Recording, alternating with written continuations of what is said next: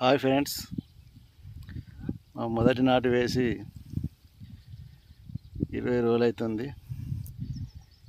15 రోజులకు చల్లేటువంటి urea, chloro కలిపి చల్లేటువంటి urea వర్షాల కారణంగా 20 రోజులకు చల్లడం జరుగుతుంది.